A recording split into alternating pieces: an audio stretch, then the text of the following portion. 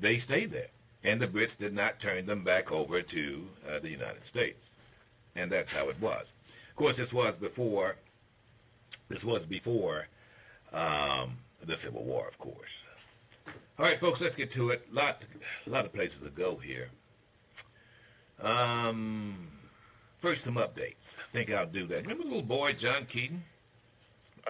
Keaton Jones. Keaton Jones, yeah. Keaton Jones, that's his name.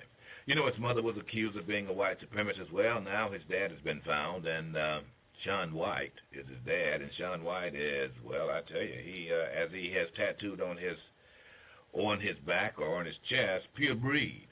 Oh, very proud there. White supremacist. Yeah. What he is. Yeah. Change your opinion about the little Keaton boy? Maybe a little bit. I guess he grew up in an environment that was around bullies, I guess. Huh? Right. And it makes me wonder whether or not his bullying was a response to his being a bully. Also tattooed on his dad is white pride. He has, was he seen in Charlottesville? He was not. I don't believe he was seen in Charlottesville. He's been incarcerated for a while. Yeah, he was incarcerated for assault. Nazi SS sweatshirt. He was seen with a Nazi S and CWB. CWB, crazy white boy. See, that's cool, white boy. They ruined it. They ruined that. They took it and ruined it. You got to be kidding me. They've changed it now. I mean, in the 1960s, CWBs were all around. Yeah, well, yeah. There's no doubt about that. I mean, there were ample CWBs.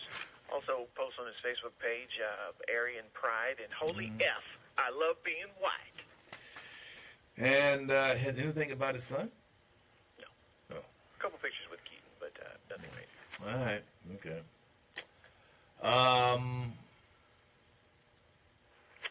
I just want to get some of the small stuff out of the way, if you don't mind, ladies and gentlemen, because I really want to get to some pretty big stuff. I want to talk about net neutrality. Now, wait, hang on. Before I rewind that, before I get to that, I want to talk to something else, because I am often asked to go and talk to, biracial groups or multiracial groups, and typically they'll ask me to talk, and it's about race. I'm going to go on the record here. Okay. All right? And I'm on the record for many of those individuals who, like me, would be invited to these conversations, especially you folks up in Jackson. When such time that you have, especially Caucasians or a predominantly Caucasian audience, and they invite you to talk about race, you need to go to the platform, go to the microphone and say, it is not something I need to talk about. I'm going to leave the room and let y'all talk about it. I am utterly sick and tired of the whole race discussion, because let me just tell you, this whole invention of race did not come from Rip Daniels and his kind. I'm a multiracial guy, as you can quite see. I don't have a problem with me. Be it the white side, the Native American side, or for that matter, the African side, get along inside of me very, very well. This whole discussion of race is about white people, in quotes. Y'all need to have that discussion. You'll have that discussion when I leave the room anyway, so go ahead and have the discussion. And if by chance you're one of those Caucasians who are of reasonable thinking and don't have a racist bone in your body, don't invite Rip Daniels. You need to talk to the bigot in the room, who looks like you. It's at some point, ladies and gentlemen, it's just boring. African Americans have done absolutely nothing to perpetuate the racial condition of this great country. Every statute, every ordinance, every rule going back to Plymouth Rock regarding race was designed by Caucasians. They have the problem. Pardon me, you have the problem if you're a Caucasian. You don't need to invite me in there. You understand? I want to make it very clear. Because at some point, Caucasians need to sit down with Caucasians, some of which are your relatives, over the dinner table, maybe turkey or grits, and talk to the guy, be it the older individual at the head of the table, or be it your young son who's been watching too much Nazi stories, and have that conversation. Talking with an African American does not thereby make you more understanding. And for some of you individuals who are working as African Americans and you make good money, having these sensitivity training, y'all need to back off of it. You know and I know there's absolutely nothing an African American is going to say to a bigot that's going to convince him that somehow or another his bigotry is not unfounded. You need to leave the room.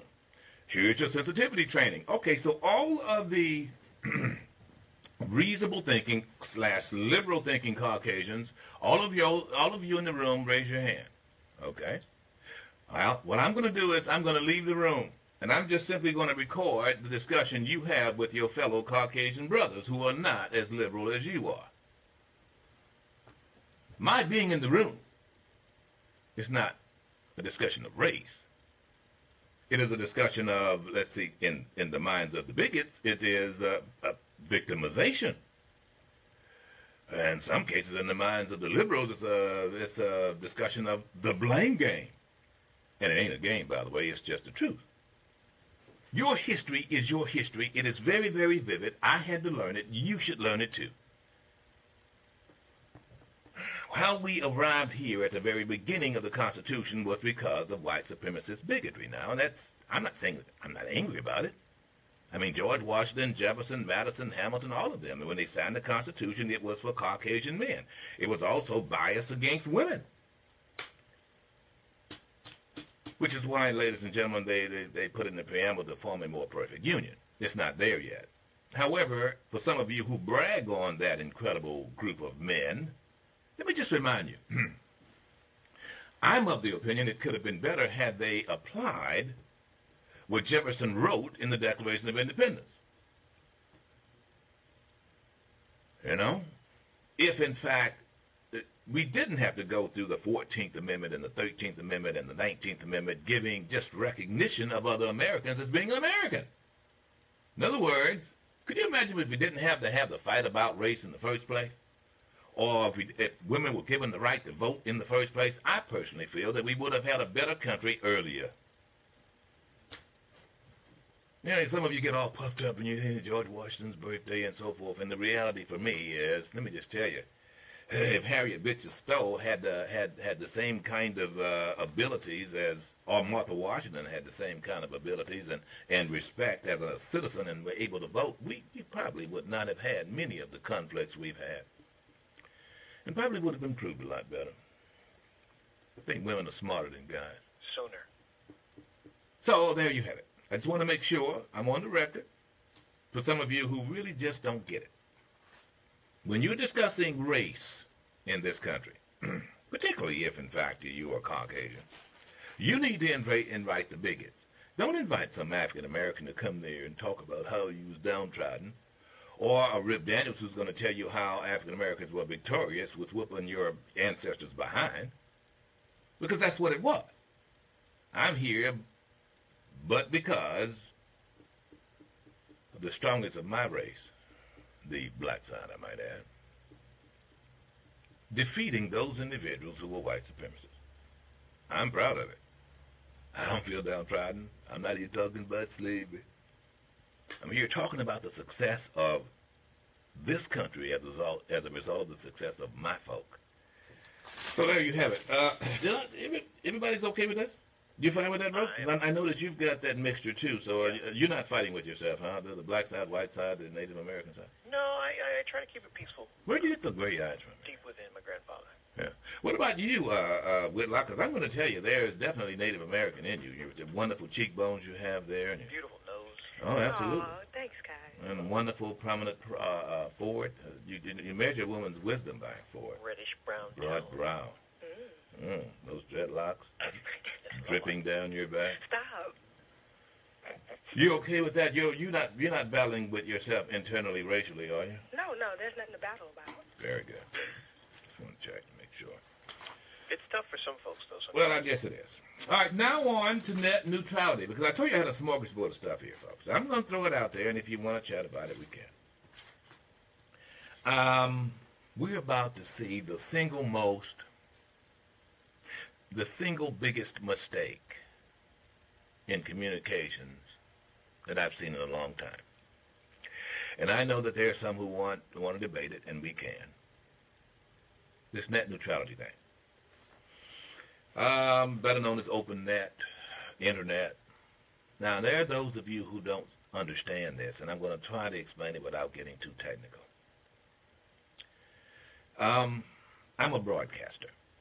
I have what's called a third phone broadcasting license, which is really very, very small. The first phone engineering license, but there was a time when we were required as a board operator to go to New Orleans and take a test and at least become a third-class operator, which basically means we were able to turn on a broadcasting facility, turn it off. Now, at that time, broadcasting, and before then, it was so pivotal to these United States when radio began because it was the government's way of communicating at a moment's notice with the entire citizenry. We had something called the Emergency Broadcast System. Now it's the Emergency Alert System, but the Emergency Broadcast System, EBS, was extraordinarily important. I'll tell you why. Because during the Cold War era, ladies and gentlemen, it was the only way the government could communicate that we were under attack by the Russians. In every radio station, there was a red cart. Carts is what you put commercials on, and you play them like an 8-track, right? There was a red one, was always red in every radio station I went into, and this was the EBS cart. And if by chance we were given a signal, then we were supposed to play this. And what it would have said, it would have given instructions as to where our listeners can go for information. And at that point, we were supposed to turn off our frequency and allow for it to be what you would think now is broadband. It would be a clear channel frequency. In other words, all radio stations, the stations who were not designed as the main stations, would have to turn their power off so that other stations can increase their power, and then the listeners would be informed. You follow me? Mm-hmm. Now, folks, the airways, the frequencies were regulated by the FCC, Federal Communications Commission, and it was for that reason that it was regulated. One of the reasons. It was to make sure that at any given time the federal government can alert the Minutemen, who are you and I, the citizens. So the regulation of communication was that. All of the frequencies that's going around have to be, I'm licensed in many places here. You have to be licensed to actually have a radio frequency. You're licensed now to even have your cell phone. I mean, each cell phone is a frequency. I don't want to complicate it. So that's what the Federal Communications Commission does. It basically makes sure that your government and mine has the lines of communication open so at any given time the citizenry can be informed. So when you hear this is a test, this is only a test of the emergency alert system, be it statewide or federal, that's what they're doing. They're just testing to make sure that this can happen. So the Federal Communications Commission governs that. Up until recently, / the internet, it was by frequency, by radio, by broadcast from TV stations over the same frequencies. That was the primary means of reaching everybody. Now, however, the internet's come into play. I mean, there's, at any given time, every day, automobiles use the internet. Your computer in your car is interacting on the internet, whether you like it or not. Of course, your cell phones. And now you actually have smart locks, smart alarms. You have all kinds of things now. All of those things are communicating back and forth. But they're not doing it by way of the frequencies per se, radio frequencies. Now it's based upon a series of frequency/digital deliveries. I'll put it to you that way. I'm not going to break all that down. I mean, it's the internet now is passing through a network of both wireless and wire frequencies or networks. So it's not like it's just an antenna and you got it. Sometimes it's direct.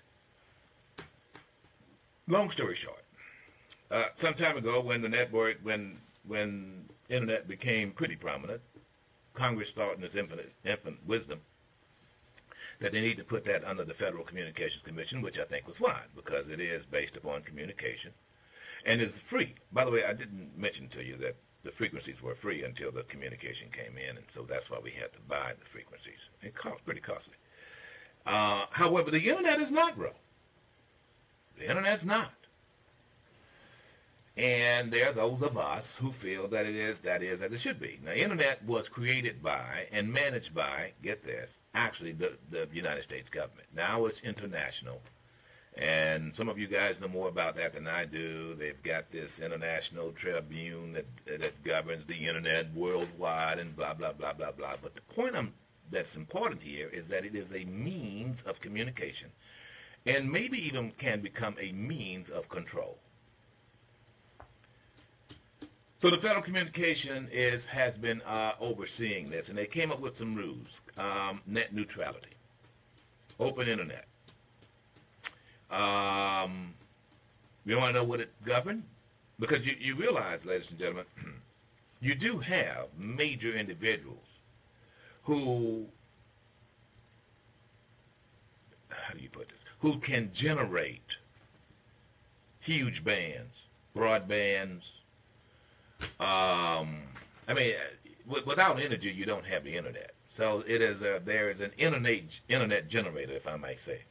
Computers, huge computers, that's able to generate this means of communication. Not unlike a power plant, for instance, where you've got wires running, right? And by the way, you know, power plants don't necessarily, well, they own the wires, but they don't own. They're regulated as well. In other words, you can actually send the power from other stations, other utilities through the same wire. Just a point. But they can, you know, you buy and you sell. Okay, I'm getting complicated. I'm sorry. So you have these huge companies. You have everybody from I guess Netflix could be one. I don't know. Bigger. AT&T. Okay, yeah, Comcast. Okay, yeah, very good. Those guys.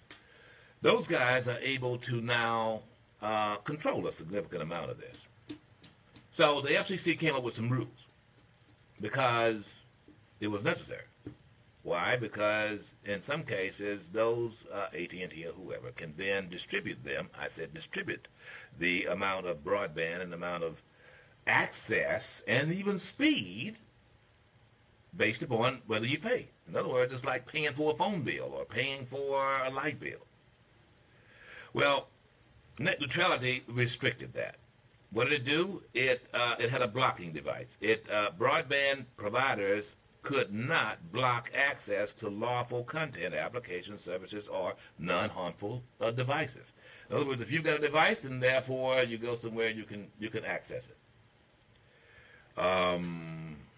Throttling. Broadband providers could not deliberately target some lawful internet traffic to be delivered to users more slowly or quicker.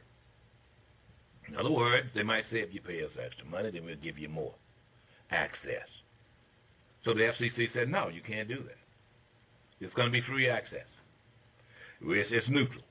You're not going to be able, just because you generate it, you cannot go in and stop these people from getting more broadband, or for that matter, inject something so that some business or whatever can get more. You can't take more broadband or more access from this community and give it to that community. It's governed by the FCC. Number 3, paid privatization. They said that you could not have what's called paid privatization. In other words, broadband providers could not favor some internet traffic in exchange for consideration of any kind. Pay them. Internet service providers are also banned from privatizing content and services of their affiliates, for their affiliates. In other words, let's say you have an affiliate for AT&T, and by the way, there are some serious mergers going on. We just had this, the Time Warner and AT&T? Mm-hmm. And then the Disney 21st Century thing. Yeah. Well, that's a little different situation. Yeah. That's broadcasting, but it's a little different situation. So what we have now with net neutrality, ladies and gentlemen, is a limit to what those who own the broadband can do or charge you. The FCC is poised to stop net neutrality. And I want you guys to get ready for this, because more than likely, cell phone prices are going to go up. I remember getting a bag phone, ladies and gentlemen, back in the early 1980s. I was paying 10 cents a call. Really. It's because it didn't have towers and so forth, but you know, through cellular stuff. I remember very, very well. But it was pivotal for my starting a real estate business, and so therefore I didn't have an office, but I had a bag phone, and every time the phone rang, I went, Daniel's Real Estate. And I got a lot of business. Every time we call you, we get you. That is a wonderful thing. They didn't know I didn't have an office. I figured the key to having an office is a telephone, so therefore I just might as well spend money on a telephone instead of getting rent. So I sit there at my house, and I answered my telephone, and I got in my car, and I had my bag phone. And I paid 10 cents a call, and sometimes it was $600 a month, but that was just like rent. Smart. You know, the necessity is a mother invention. Now, here's where I am. At that time, I paid extra because at that point, Sailor South had the towers and so forth, and they were the only ones who were able to provide the service. Now, here's where we're headed with this, with you guys who are getting these smart TVs and so forth. You get ready for this. You won't just pay for the app. Ultimately, you're going to start paying more for access to your Wi-Fi. That's going to be based on how you use it, what you're using it for. Some folks use more than others. If you're just streaming, you're not necessarily going to use as much as if you are gaming.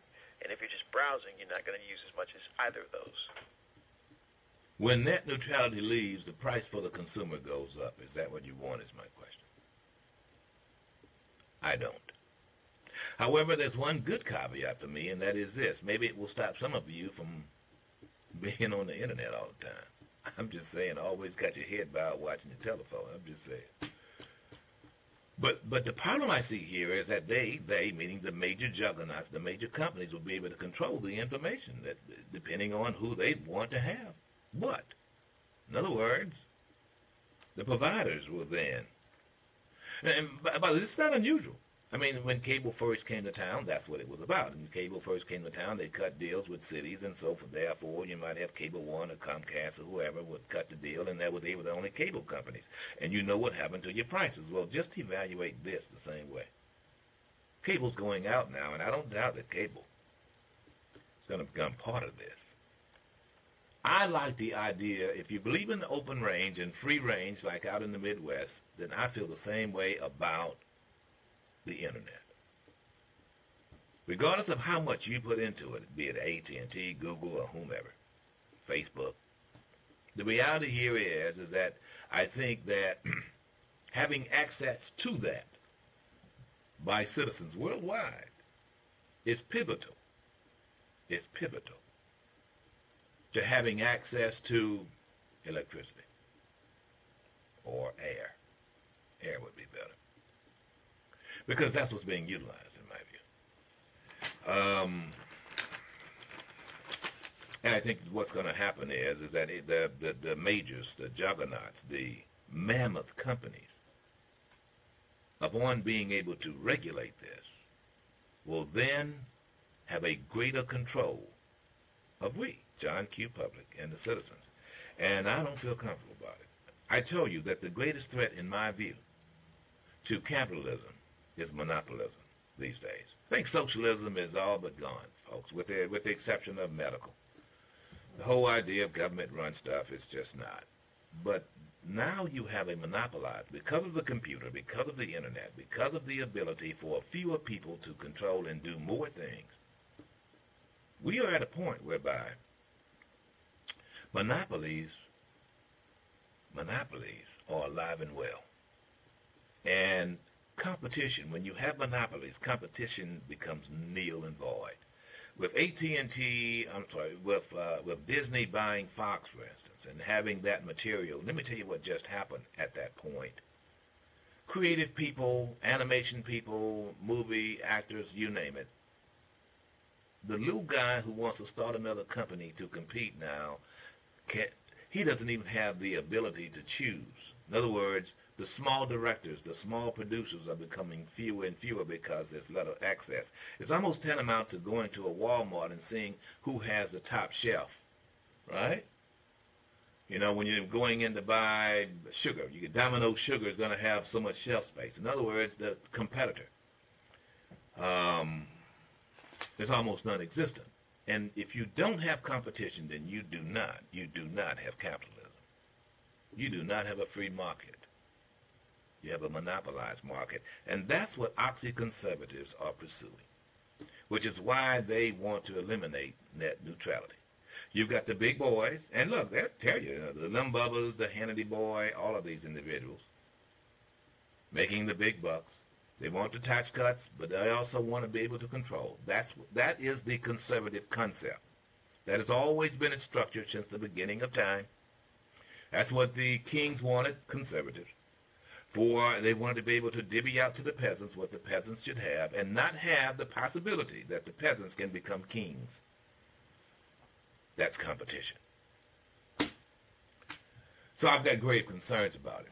When that happens, then in America, then you'll see it. And I guarantee you, Oxy-Conservative Talk Radio, without even knowing this, I guarantee you they're supporting it. Yes, let's just do it. We've got to trust the companies. We've got to trust the top 1% and go by the trickle down and let them distribute to the rest of us peasants what it is we think we should have, even if it's cake. No more competition. The elimination of competition. That, ladies and gentlemen. And it's also why in this tax cut, ladies and gentlemen, they are wanting to eliminate the estate tax. You don't even pay taxes on the estate unless you're over $5 million or so. Right? If you've got a $5 million inheritance, then you might pay taxes, right? Almost in half. Okay. But it was our government's way. It was the, should I say, the democratic way of not allowing for oligarchs. In other words, if your family has over $5 million, it says, okay, look, we're going to tax you because we don't want to create an environment where we've just got a bunch of wealthy folks passing it along. I know you're saying, well, they work for that money, Rip, and I hear you. Well, not those kids who inherited. And look, folks, I had to give some thought to this. But the overall health of a capitalistic society is that you have competition. And if the wealth is passed from generation to generation, trust me, you will have a Russia here.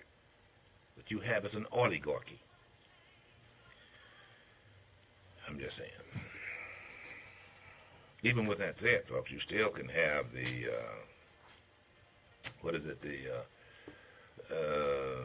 folks that own Standard Oil and then Cooper, the news guys, folks. The Vanderbilts? The Vanderbilts, yeah. You still have them. The problem comes, however, I mean, it's no problem. The point is that what it does is allows that family who has benefited so much, and the kids have benefited so much, those who are bequeathed the wealth, to the very least, understand and pay for the protections of all their wealth. Takes large armies to protect more. And the reason why the rich pay more is because they have more stuff. They got to have more firemen to protect their mansions. They got to have more police to patrol their grounds. I mean, you know. And there was a time when those who were rich understood that and didn't mind, which is why in this great country of mine, income tax for the so-called rich was, in some cases, up around 90%. When Kennedy was in the White House. Just saying. All right, folks, look up. I want to deal with, there's this little girl here in Michigan I've got to deal with. Got to deal with that. And Omarosa. Got to deal with all of it. Omarosa now is out, bro. Gone. She's gone. She's fired again. Thrice. Yeah. 3 times. You know what bothers me more than anything else? What bothers me is that there are individuals who will sell their soul to the devil and know they're selling their soul to the devil. It's okay as long as it's the right price. I've always, you know, I guess you're going to have prostitutes. Not that she is, but in some cases prostituting your dignity or prostituting your self-worth. Also, Tavis Smiley is out, I'm understanding. We're going to touch on all of that. And you guys in Mississippi, I've got adamant proof right here that one of the greatest industries that we have is right now not being considered by the current administration. in the state of Mississippi. I'll prove it when I come back. Are you living with pain? I was after a nasty fall.